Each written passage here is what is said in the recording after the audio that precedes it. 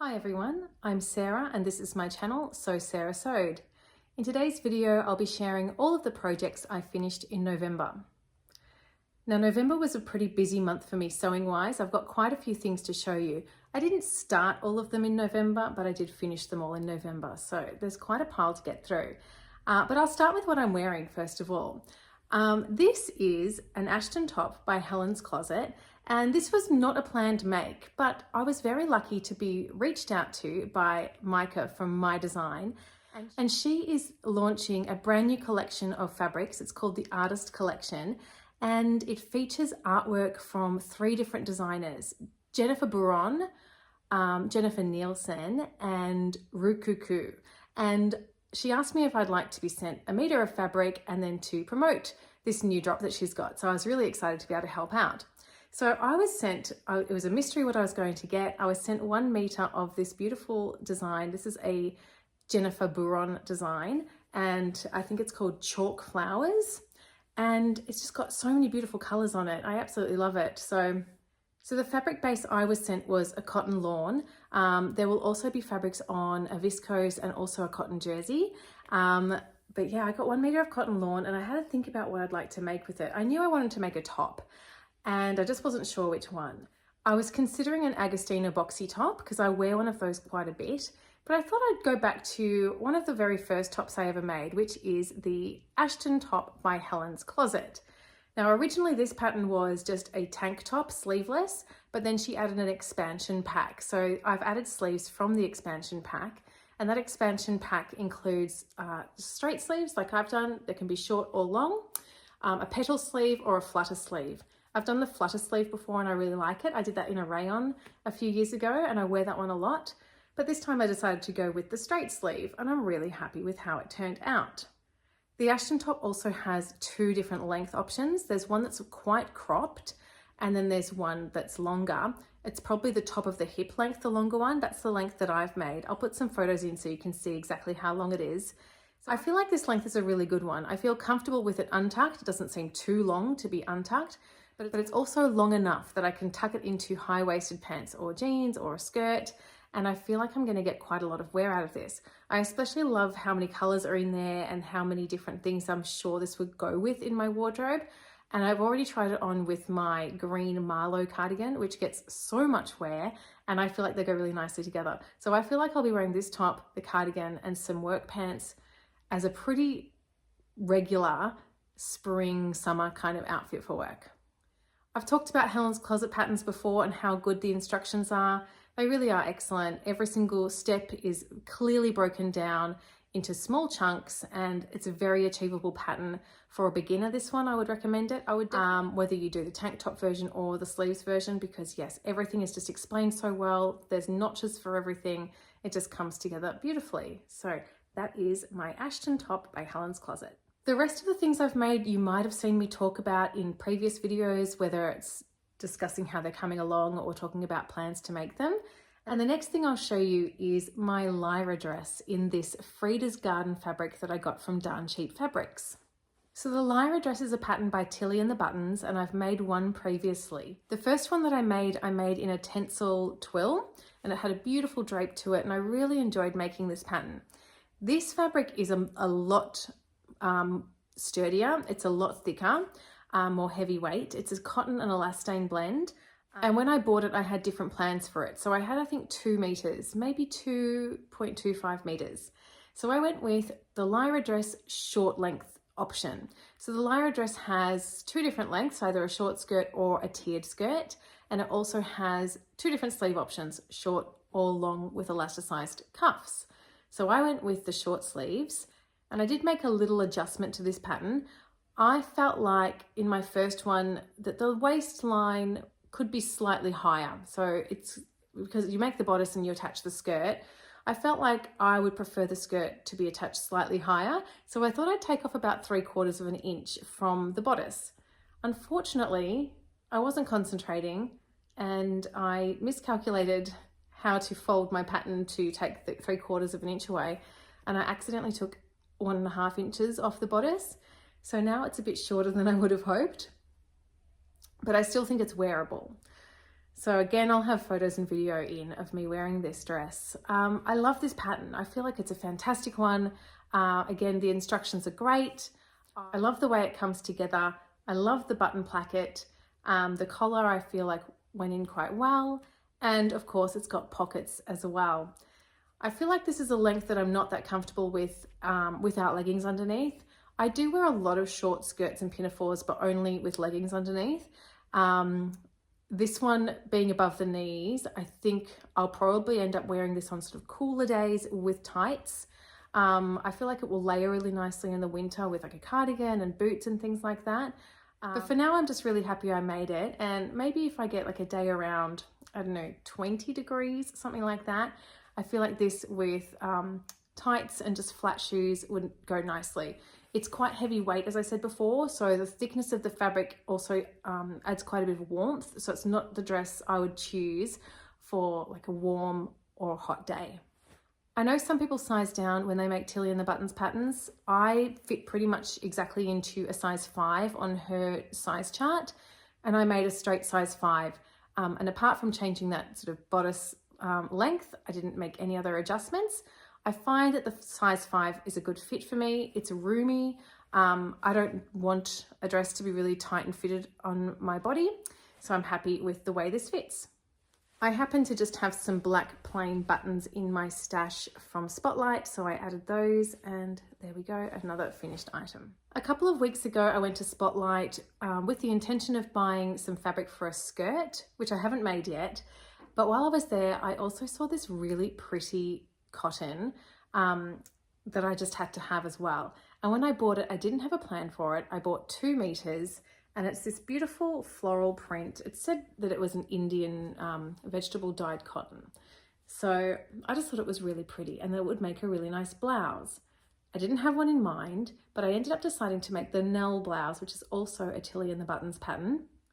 In September, I made the Nell Dress, and I really enjoyed making it. I found the instructions really good, and I decided to make the Nell Blouse this time.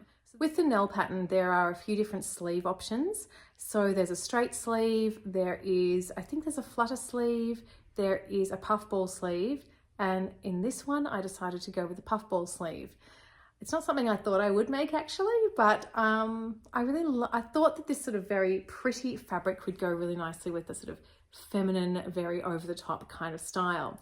I also decided to go with the ties down the front of this one. So with the Nell pattern, you can either do buttons or you can do ties down the front. Now the ties aren't actually functional, they're just sewn onto the front, and then you can do up the actual blouse with snaps.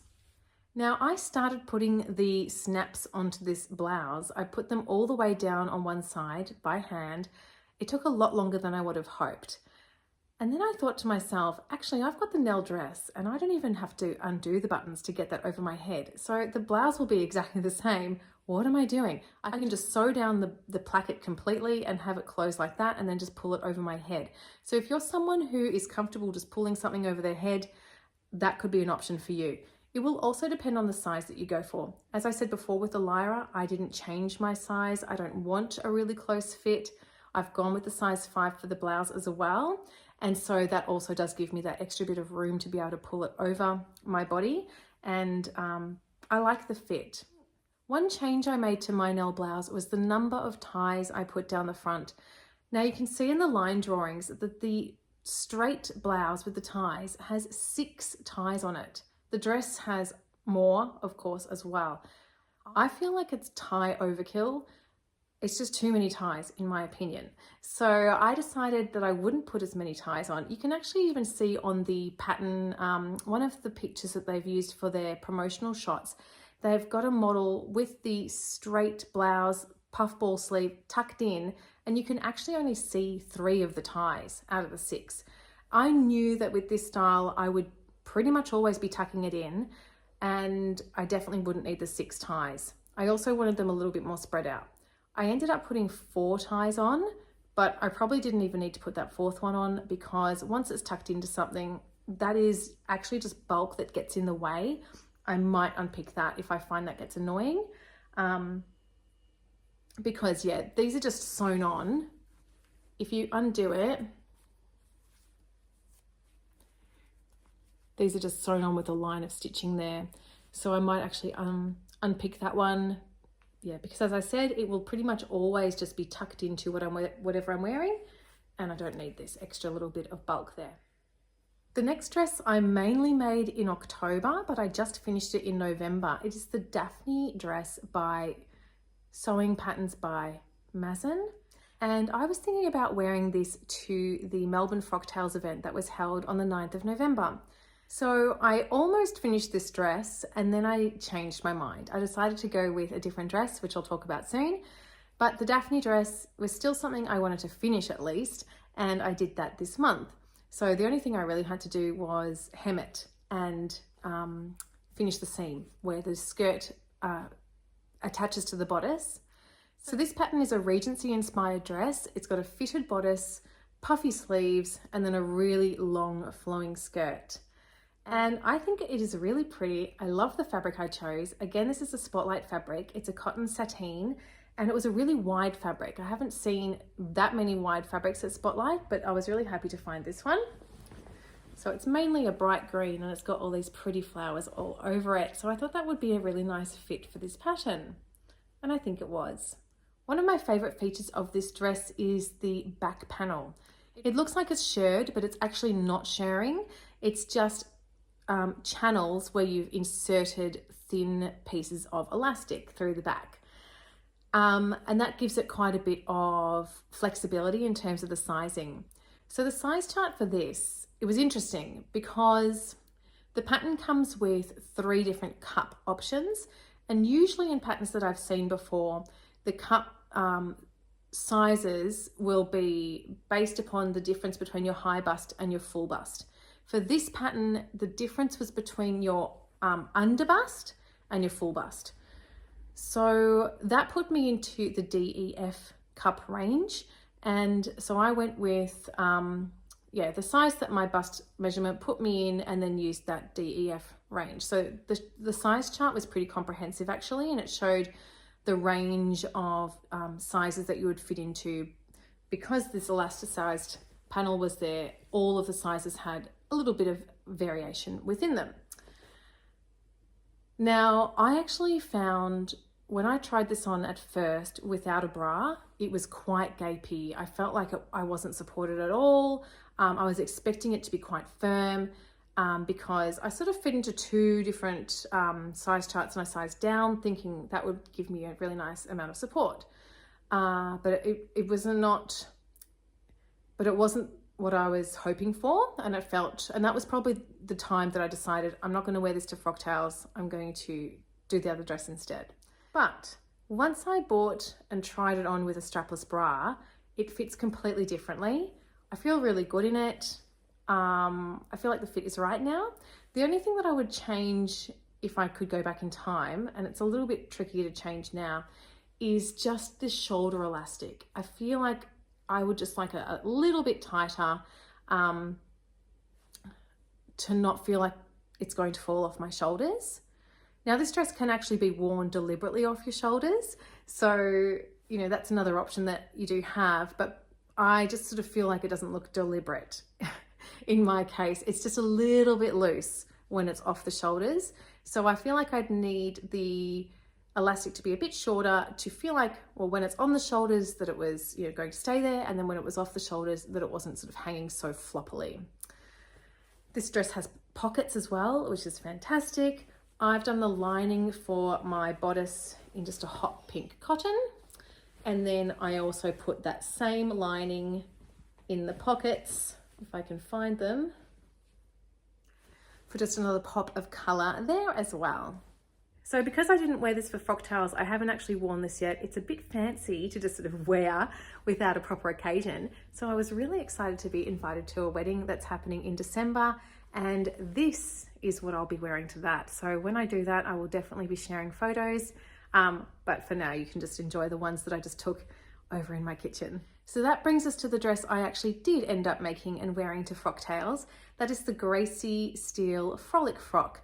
Now, I've already talked about this in its own video, so I won't go into a whole lot of detail today, except to say that I really loved wearing this dress and I'm really excited to wear it again. So the fabric I made this one in was a 100% linen that I bought from Darn Cheap Fabrics. I actually saw this fabric come up today in an Australian fashion designer's clothes, Sasha Drake, in a beautiful dress, but very expensive, like over $400. So now I'm even going to feel more fancy wearing this dress, I reckon. But yeah, this is the Frolic Frock by Gracie Steele. And as I said, I've made a completely separate video talking about it. I'll just put a couple of pictures in here in case you haven't seen it and you'd like to see what this dress looks like on me. But if you want to know more about this dress, please do check out the other video, which is about Melbourne frocktails. I've also made a start on some little Christmas gifts and projects. The first one I've already talked about and I won't go into a whole lot, but the first one is these little key fobs. So I've made quite a good handful of those now that are ready to be given away. And these come together really nicely with scraps. So I've made, I don't know, about 13 or 15 of those. And I've got more of this hardware, so I'll probably end up making more.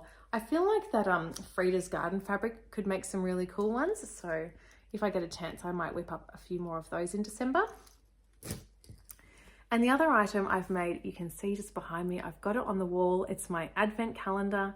This was made from a fabric panel that I got from Fabric Pixie, and it was really fun to sew up actually. So you had your panel and then you had these little windows that you had to cut out and then attach to the panel to make little windows. And then you put batting and a backing fabric together, make a sandwich. I was expecting to then have to quilt it and then bind it, but actually I found a video that said all you have to do is sew around it, leave a gap, and then turn it inside out. And then you've got your advent calendar beautifully lined and nice and padded with that wadding in between. So I've got mine up on the wall. It looks a little bit 3D, I suppose now, because I've put two little chocolates in each of the windows. And I've also put one little ornament in the number 1 window too. I'll go and get it so I can show you. If you watched my video on a gift to November, which was talking about the sorts of things I've made in the past that I think make really good gifts, I talked about felt ornaments. And I talked about a woman on Instagram who is putting out a free pattern every day in the lead up to Christmas. So 24 free felt ornament patterns. And I've made my first one. I was expecting or hoping to have made more than one by today. Today's the 30th of November. And I'm a bit worried about how many I'll be able to get made. In saying that though, they're just for me. It doesn't actually matter whether I make them or not. It was just something I thought would be nice. But I've made number 1. And it's a little reindeer with a scarf. And I think it's super cute. So I bought this twine. I just got that from Amazon. I already had all of this felt. I've got quite a collection of felt. I used to make decorations all the time. So I'd actually forgotten how much felt I've got. And my collection is enormous, as is my collection of DMC threads. So I had everything I needed. She gives suggestions for the colors that you can use, but really you can be creative and use whatever colors you like. But yeah, I think he's pretty cute. And yeah, I'll put him in number 1. My goal is to put, or my goal was to put one in every day that we could get out and then hang on the tree. But thinking ahead to how my week, especially this week, is looking, it's unlikely. So maybe every second day, I'm not sure. I'll see how I go with that. So that is everything I made in the month of November. It's been busy, but very fun, and I'm really looking forward to getting lots of wear and use out of everything I made. My knitting project is still going. I won't give you an update. It's barely progressed since last weekend's video. So maybe I've done like 2 rows since then. So I won't show you that, but hopefully I'll get to share more of that soon. Now I am starting Vlogmas. So my first video, what I'm planning to do is to film each day and then put out the video the following morning. So my plan is that December the 1st video will be released on the morning of December the 2nd and so on. But yes, we'll see how I go with that as well. So thank you to everyone who has already expressed encouragement or that they're pleased that I'm making a Vlogmas series. I really appreciate your encouragement and your support. And yeah, I'll do my best to get a video out each day. I'm planning to make them maximum 10 minutes long so that you are not overwhelmed with too much content, because I know there's a lot of us doing these, and also just to keep the workload manageable for myself. And I'm really excited to share with you what I get up to in December, what I'm wearing, what I'm making, and what I'm doing. So hopefully I'll see you then, and I hope you're having a lovely weekend. Bye bye.